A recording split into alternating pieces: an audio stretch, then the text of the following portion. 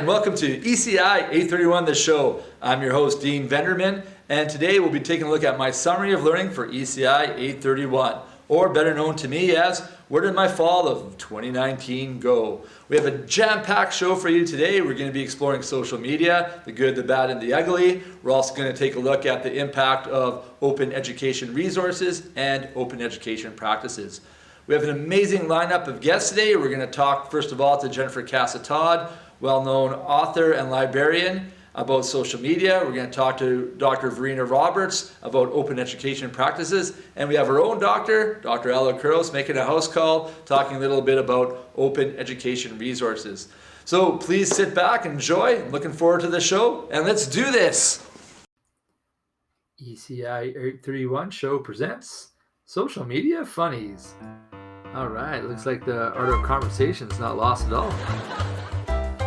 Wow, isn't that romantic? A little prehistoric Facebook. A little Thanksgiving humor on social media. That's how I understand vlogs work. Better check my Facebook status. I wonder how many followers he has now. Thanks for watching Social Media Funnies. Our first guest today on ECI 831 The Show is Jennifer Casa-Todd. She's a mom, a wife, a teacher librarian, and a keynote speaker, and author of social media. So what steps do you feel we as educators could take in relation to bringing social networks into the classroom? I know you do a great job, and your book basically talks about a lot of that. So I'm looking forward to your answer on this one for sure. Well, no pressure there. No, I'm kidding.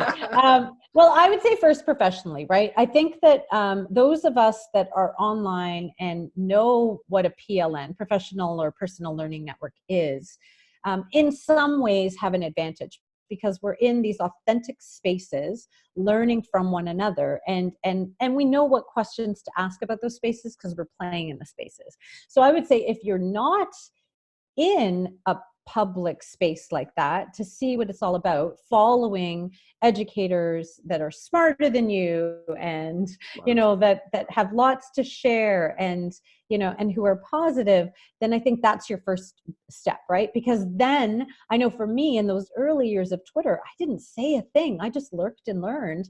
And I think that I was bringing in so many of the ideas from the social networks into my classroom because I was learning about them on Twitter, right? So the first time I ever blogged with kids, I had no idea what I was doing. The kids laughed at me. We learned it together, but it was someone had tried it. I knew someone in the world had done it and it was working for them. So I openly said to my kids, guys, I saw this on Twitter. It really worked. Can we try this together? Thanks, Jennifer. To hear more of our amazing conversation, go to my summary of learning Wakelet. Hi, I'm Dean Venderman, host of ECI 831 The Show. And when I think of open educational resources, I think of Merlot. Oh, I mean Merlot. Merlot has everything you're looking for. It's good to the last drop. Try Merlot. I mean Merlot today. Our next guest is Dr. Verena Roberts.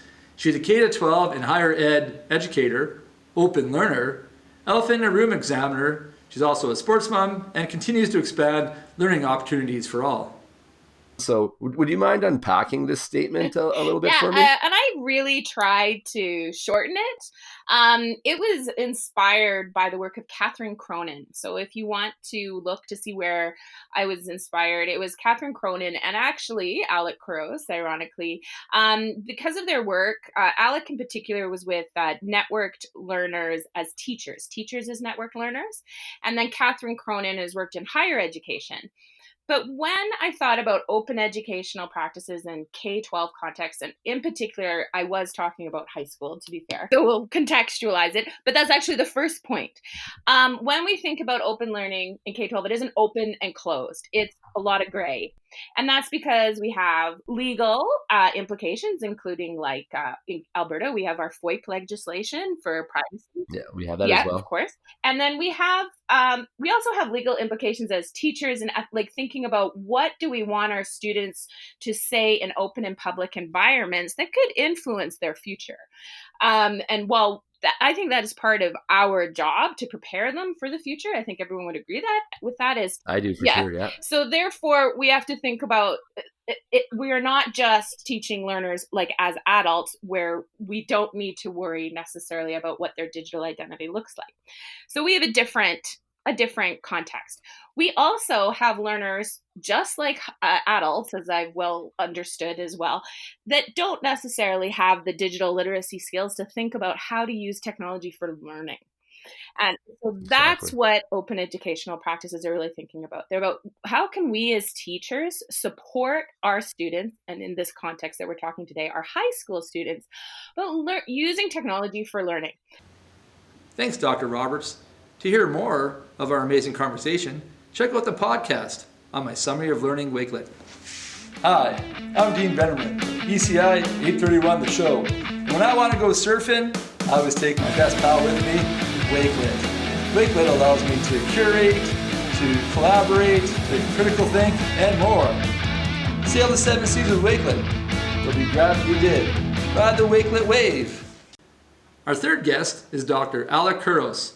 He's a professor of EdTech and media, education researcher, consultant, connected educator, keynote speaker, open scholar, and father of 4 amazing children. Well, word, or maybe not, maybe a hashtag, maybe a phrase, but ECI831. All right. So this was my 831 was actually the first grad tech class I ever taught back in 2007, and it was one of the courses that inspired the MOOC movement with some of my colleagues, the other Canadians I was talking about earlier in the podcast. So it was kind of cool that it was an open course that I made at the time. I made it available to the world. Anyone can show up. We had 20 students and we had 200 mentors, I think, who came in and out of the class, who participated in the class. And it was like one of the first kind of real open courses. And at the time, I used something like Ustream that I was using Skype, I think. Yeah, it was Skype, which is only like, 1-to-1 at the time. And then somehow I shared my screen with it using CamTwist. And then from CamTwist, I shared that to Ustream. And then students would watch it from Ustream, and then we used something else to chat with. So I basically took I created sort of an operating system by myself by basically taking a bunch of things and duct taping them together. And that was the way I was able to stream to tons of people. And I remember, I think I have pictures of my interface. It was two big screens, and I was trying to keep all these tools, trying to figure it out together. So I cobbled together some sort of interface just to make it open. And it was kind of cool. And people came and people noted what was going on. It was something really weird. And now I'm 12 years into teaching it. It's evolved quite a bit over the years, but the students are what makes it really, really great. So it's been a great course to teach. Yeah. Thanks, Dr. Kuros. To hear more about our amazing conversation, check out my Summary of Learning Wakelet. Hi, I'm Dean Bennerman from ECI831 The Show. Did you also know I'm Dean Bennerman from Coding with the Agent, the sensational YouTube series? Check out my YouTube tutorials and see the world of computational thinking built right inside of Minecraft as we go through all these tutorials and check out the trials and tribulations. Check it out today. Thank you for watching this edition of ECI 831 The Show. This has been Dean Venderman's Summary of Learning for this great class. I'd like to thank my guests today, Jennifer Casa-Todd, Dr. Verena Roberts, and Dr. Alec Kuros for joining us today and shedding more light on social media and open education practices and open education resources. I'd also like to take this opportunity to thank the rest of my classmates in ECI 831. It's been a fantastic journey. I've learned so much from you guys, checking out your blogs and all your amazing learning journeys. For more about my summary of learning, please check out my Wakelet, and I'll put right here the link to my Wakelet, and also right here I'll put a link to my YouTube playlist that takes you through my learning journey through coding with the agent, which has also been a blast. Thanks again for watching. I hope you enjoyed it as much as I do. Until next time, stay classy, ECI831.